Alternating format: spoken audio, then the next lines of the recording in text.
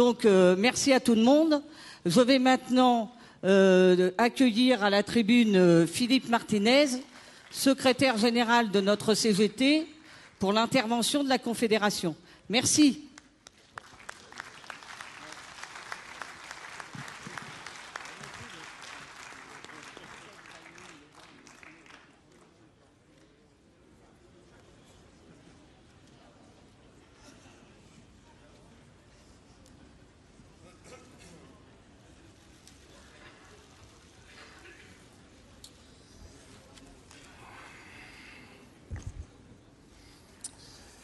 Eh bien, mes chers camarades, bonjour à ceux et celles que je n'ai pas eu l'occasion de saluer.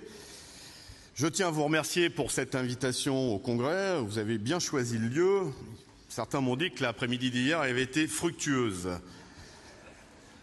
Comme vous le savez, c'est toujours avec plaisir et intérêt que je vais à la rencontre des syndiqués, des militants et des militantes, actifs ou retraités, dans les congrès d'organisation, dans les assemblées générales ou les syndicats. Ce lien avec les syndiqués, les salariés et les retraités, c'est notre conception du syndicalisme.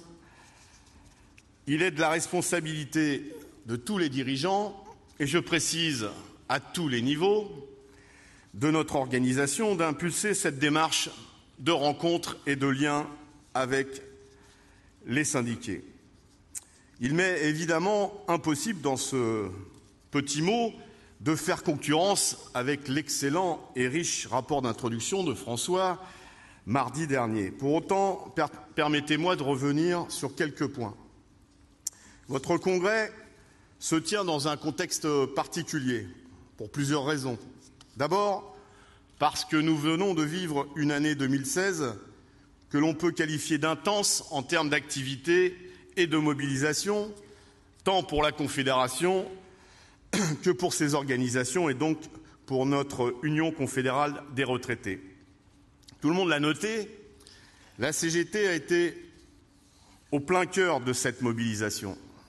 Quand je vous dis tout le monde, je pense aussi à tous ces commentateurs qui nous avaient enterrés il y a un peu plus de 2 ans et qui nous accusent aujourd'hui d'être à l'origine de tous les maux de ce pays et qui ne se sont pas vraiment réjouis de voir une CGT maintenir un large écart avec la CFDT aux élections TPE.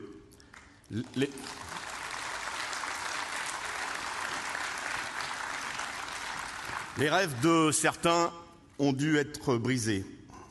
Le conflit contre la loi travail a bien évidemment occupé l'actualité.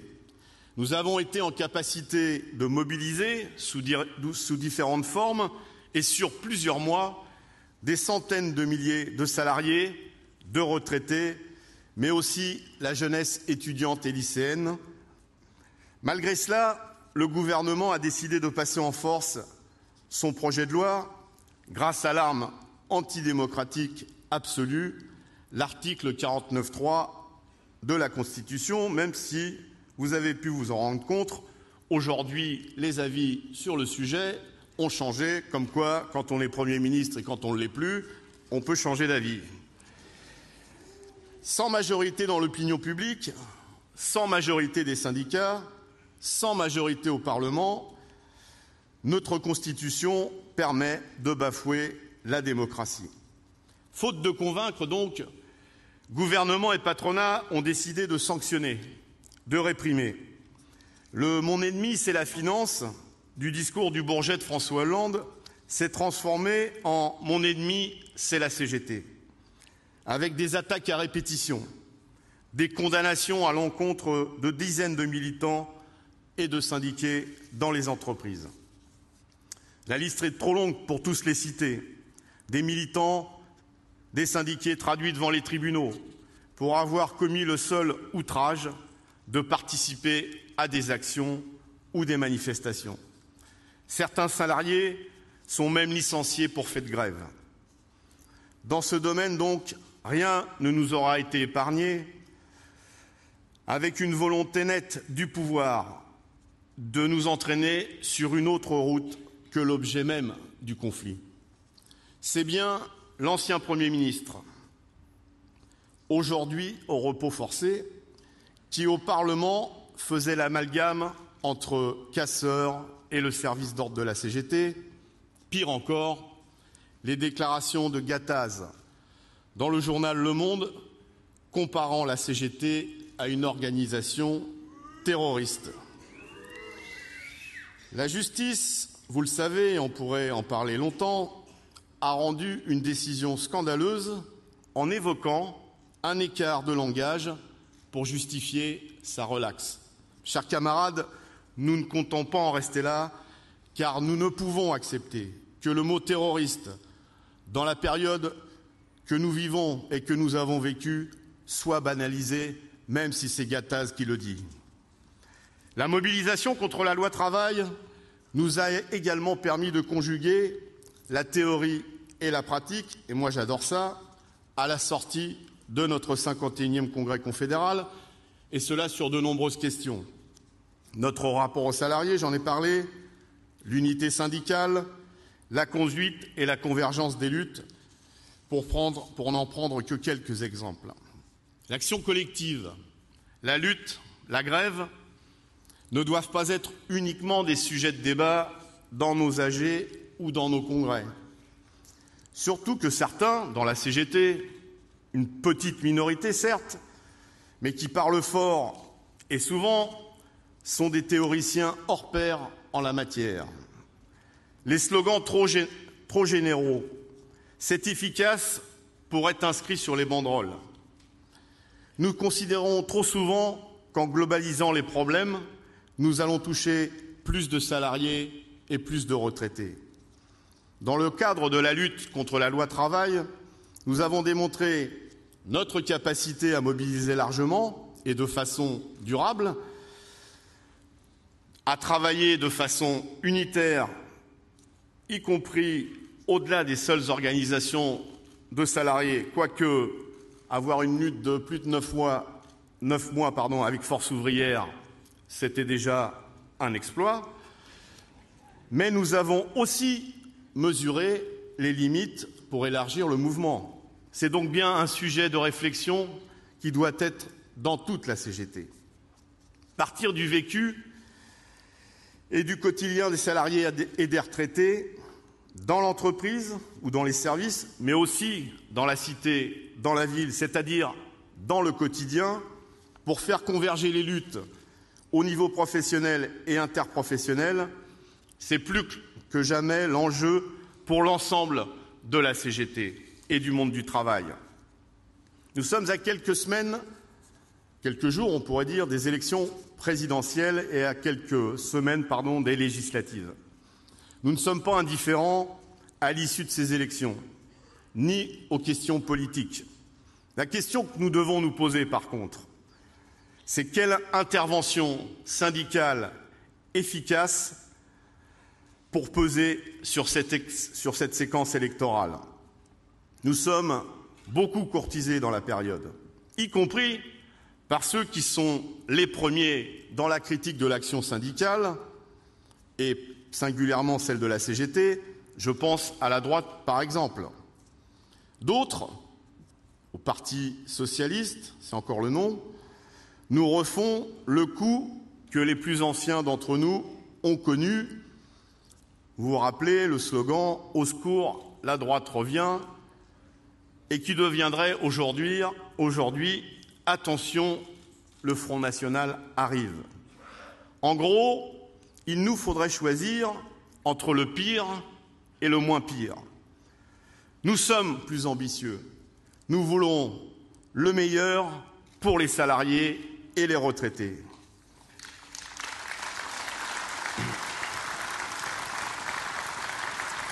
Évidemment, notre lutte contre l'extrême droite et le Front National et contre toutes les formes de racisme reste une de nos priorités. Vous l'avez vu cette semaine, on évoque Molière pour pratiquer le racisme dans les régions. La division des travailleurs fait toujours le jeu du patronat. Il ne faut donc pas fuir ce débat, même s'il est difficile à mener.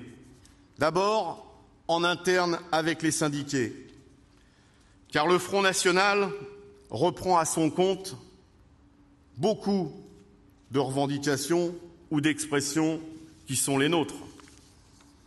Comme j'ai déjà eu l'occasion de le dire, c'est de la décoration pour la vitrine du magasin. Mais dans l'arrière-boutique, le programme du Front national, c'est quasiment du copier-coller avec le MEDEF. Le Front national est un parti libéral aux côtés du capital. Suppression de l'impôt sur la fortune. Quand on est milliardaire, ça arrange. Suppression des cotisations sociales. Renforcement des aides aux entreprises, pour n'évoquer que quelques points.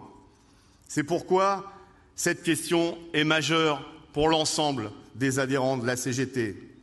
Ainsi, nous avons engagé un cycle de formation syndicale sur les dangers du discours de l'extrême droite, une formation qui, je le précise, n'est pas réservée qu'aux actifs. Nous avons édité des fiches sous forme de tracts sur différents thèmes, notamment économiques et sociaux, à diffuser largement et en priorité parmi nos syndiqués. Des débats et des initiatives sont organisés, notamment dans les territoires. Mais notre intervention dans cette campagne ne peut se limiter à des critiques, voire des commentaires sur les propositions des uns et des autres.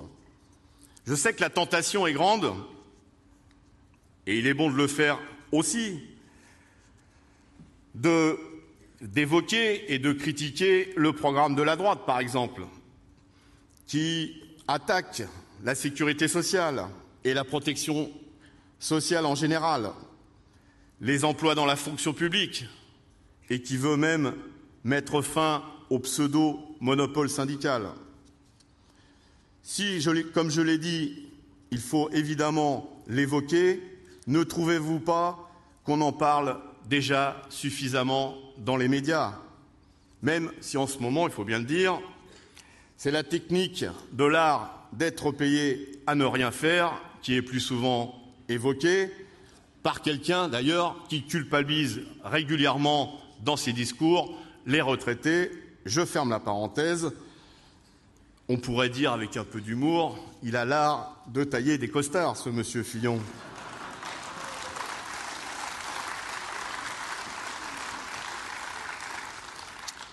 Qui peut encore, dans cette période, oser parler du coût du travail, quand le SMIC est à 1 100 € net, que beaucoup de retraités vivent sous le seuil de pauvreté parce qu'ils touchent des pensions de misère, et là, je pense principalement aux femmes retraitées. Parlons plutôt du coût du capital, avec ceux qui nous disent que les caisses sont vides et qu'il faudrait réduire les dépenses publiques. 55,7 milliards d'euros, ça fait beaucoup, de dividendes versés aux actionnaires pour l'année 2016.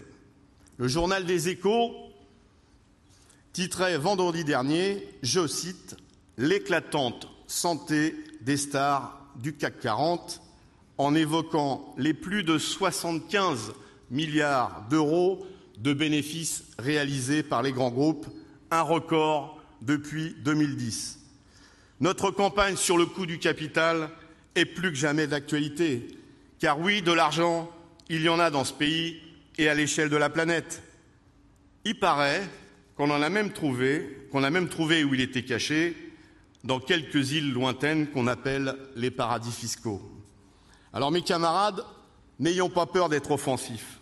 Parlons de nos propositions, comme la réduction du temps de travail à 32 heures hebdomadaires, l'augmentation des salaires et des pensions, avec comme repère pas de retraite inférieure au SMIC que revendique la CGT.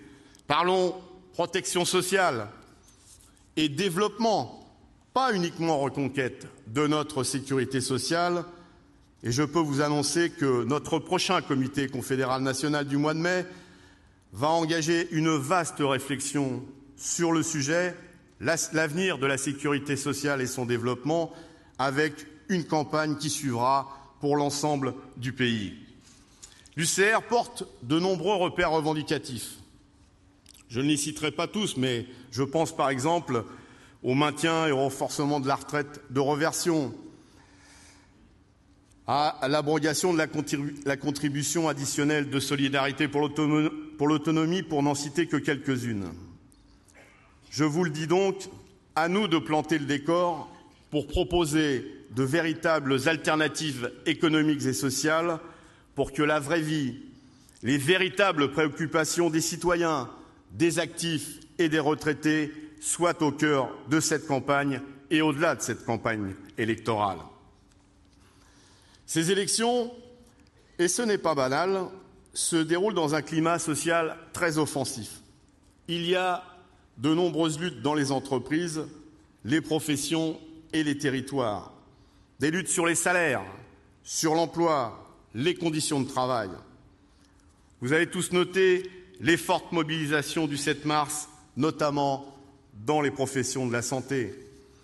Nous avons recensé plus de 300 initiatives qui se sont déroulées dans un cadre unitaire, notamment avec de nombreuses associations, le 8 mars, à l'occasion de la Journée internationale des droits des femmes, avec des arrêts de travail dans les entreprises et les services, ce qui est assez inédit, avec comme repère le fameux 15h40, symbole des inégalités salariales entre les femmes et les hommes. J'aime à rappeler que s'il n'y a qu'un seul 8 mars dans l'année sur le calendrier, ce combat pour l'égalité, c'est tous les jours qu'il faut le mener, et y compris dans la CGT.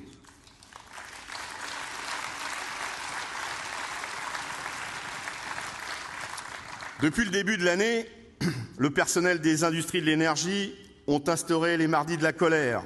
Mais on pourrait aussi citer les cheminots, les métallos, vous l'avez vu cette semaine, les pompiers, et je crois qu'hier, une partie d'entre vous était avec les salariés d'Uber, les livreurs à domicile, en manifestation, et évidemment j'en oublie.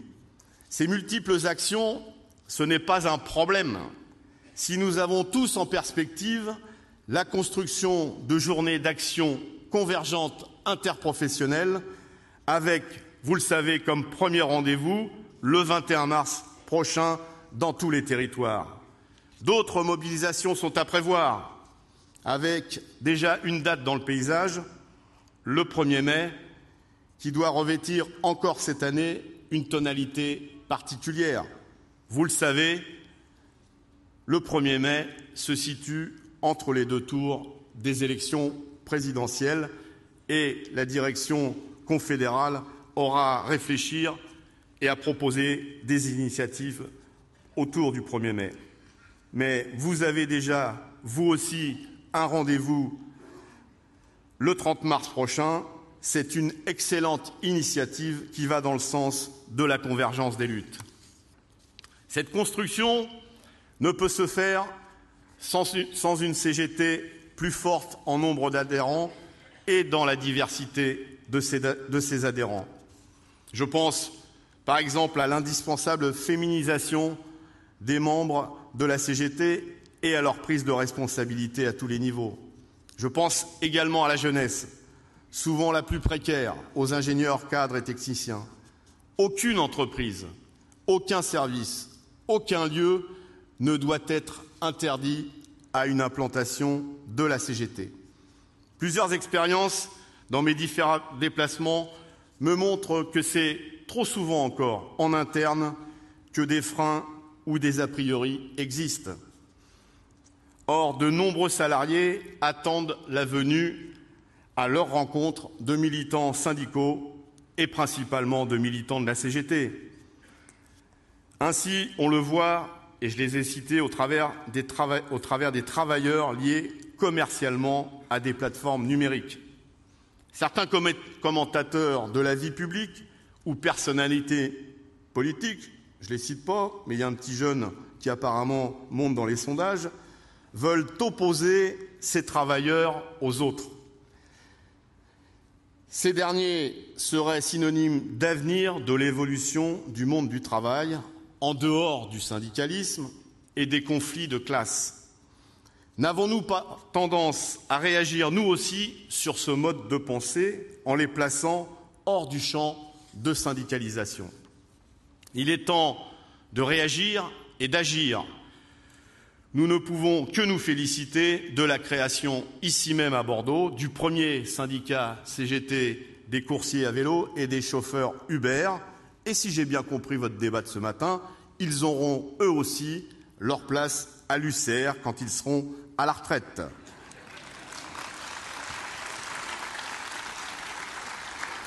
Vous le savez mieux que personne, par votre expérience, la division du monde du travail sert toujours les intérêts du capital et du patronat. Je l'ai dit, aucun lieu n'est interdit à la CGT, car il en va de même de notre représentativité.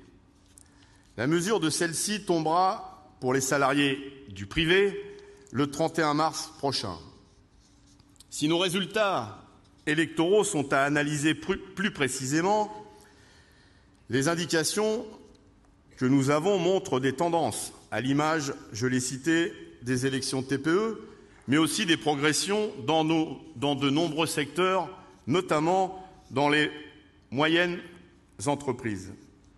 Dans quelques grands groupes, quelques grandes entreprises, nous connaissons des tassements, voire des reculs, et ce sera aussi à analyser, mais cela ne fait pas une tendance. Mais mes chers camarades, notre plus grand défi, c'est d'élargir notre implantation dans les entreprises. Nous avons un écart potentiel d'électeurs entre la CFDT et nous qui approche les 500 000 salariés. En clair, 500 000 salariés dans ce pays peuvent voter pour la CFDT aux élections professionnelles et pas pour la CGT, pas parce qu'ils n'aiment pas la CGT, mais uniquement parce qu'il n'y a pas de liste CGT dans leur entreprise ou dans leur collège. Cet écart était de 250 000 il y a 4 ans. Donc, il se creuse. C'est un peu comme si, sur un 100 mètres, un coureur partait 20 mètres derrière les autres en essayant d'arriver le premier. Avouez avec moi qu'il faut courir vite, très très vite. Cette construction ne peut se faire non plus sans un syndicalisme retraité plus puissant et plus nombreux en termes d'adhérents. C'est aussi un vrai défi pour toute la CGT. Je sais, je l'ai encore entendu ce matin, qu'il existe des problèmes techniques ou administratifs pour recenser nos syndiqués. Vous le savez, nous travaillons sur une évolution de nos outils, logiciels notamment. Nous voulons rapidement y remédier aussi avec, par exemple, la mise en place de la carte permanente. On en parle souvent comme l'Arlésienne. Je l'ai encore entendu tout à l'heure. Mais avouez que c'est une mesure urgente, car comment comprendre qu'un camarade de la CGT ou une camarade de la CGT soit obligé de quitter la CGT quand il passe à la retraite pour y réadhérer en tant que retraité CGT. Il y a des trucs bizarres à la CGT. Nous avons réglé, vous le savez, la question d'un adhérent, une voix, au dernier congrès confédéral. Je me permets de préciser que c'est une décision confédérale et vous connaissez tous le principe du fédéralisme dans la CGT. Chaque organisation fixe ses statuts et ses règles. Mais on a beau compter pour un, ce n'est pas ça qui augmente le nombre d'adhérents à l'UCR. On ne peut sans cesse se renvoyer la responsabilité entre actifs et retraités sur cette question. François l'a évoqué dans son rapport, d'ailleurs en citant Martinez, je crois. La continuité syndicale, c'est une expression à réfléchir ou tout du moins à clarifier. Beaucoup de salariés et les syndiqués ne font pas exception, vivent aujourd'hui leur départ de l'entreprise comme une forme de libération. Je l'ai souvent vérifié, notamment dans ma boîte. C'est la conséquence du mal-travail. Ils veulent rompre avec cette ambiance et le syndicat fait partie du décor.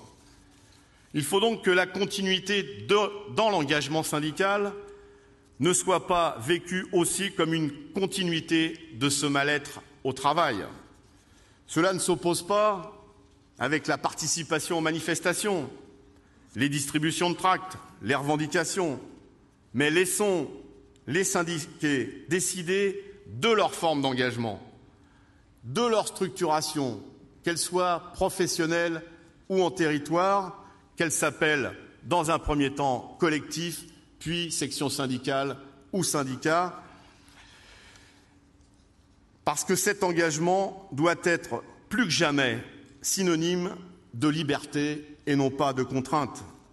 La continuité syndicale, c'est une chose essentielle, mais rien n'interdit, dans nos statuts, d'adhérer à la CGT après un certain âge. Et à la retraite, me semble-t-il, la peur de la répression patronale, qui est une vraie réalité chez les actifs, puisque 80% des salariés affirment hésiter à se syndiquer ou ne pas se syndiquer par peur de la répression, eh bien ce critère-là doit être moins pesant pour rejoindre nos rangs quand on est à la retraite. Nous sommes en passe pour cette année, non, vous savez que quand on compte les syndiqués à la CGT, on a toujours quelques années de retard, et donc pour l'année 2015, d'atteindre les 100% d'adhérents, que ce soit chez les actifs ou chez les retraités. Il nous faut donc faire encore un petit effort, il reste quelques jours. Je pense que nous n'avons pas à rater cette opportunité pour montrer que ce que nous sommes capables de faire dans la rue et dans les mobilisations, ça se traduit aussi par un renforcement de la CGT. Nous avons également des efforts à faire en matière de formation syndicale. Je l'ai précisé, ce n'est pas réservé aux actifs et je crois que vous l'avez évoqué dans vos débats. Enfin, la formation, c'est aussi la lecture CGT, la NVO bien sûr, mais aussi pour les retraités, votre vie nouvelle, et pas uniquement, comme le disaient les camarades à la pause, pour ces pages tourisme et gastronomie, même si elles sont excellentes. Mes chers camarades, nous avons du pain sur la planche, mais ça, vous le saviez avant de venir, et à vous que je vous en parle. Nous avons d'énormes responsabilités face à ceux qui nous proposent uniquement la résignation et la soumission face au capital. De nombreuses perspectives existent, à nous de les construire, actifs et retraités. Alors vive votre 11e congrès de l'UCR, vive la CGT et que la lutte continue, quel que soit notre âge. Merci.